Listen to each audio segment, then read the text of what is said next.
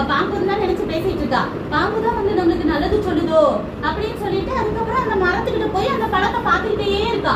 அந்த பழம் இப்ப இத்தனை நாள் பார்க்கும்போது அந்த பழம் சாதாரணமா தெரிஞ்சிச்சு. இப்ப பிசாசு வந்து அவ இடம் கொடுத்தா மூளையெல்லாம் அந்த விதைய போட்டுருச்சு.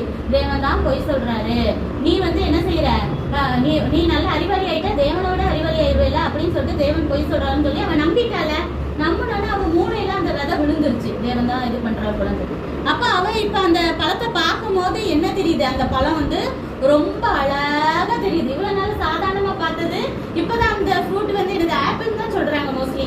அப்ப ஆப்பிள் என்ன கலர்ல இருக்கும், ரெட் கலர்ல, நல்லா டார்க் ரெட்ல பழன்னு அழகா தெரியுது அவ கண்ணுக்கு.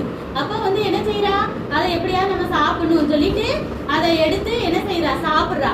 அவ சாப்பிடுறதும் இல்லாம போய் ஆதாமுக்கும் இந்த பாருங்க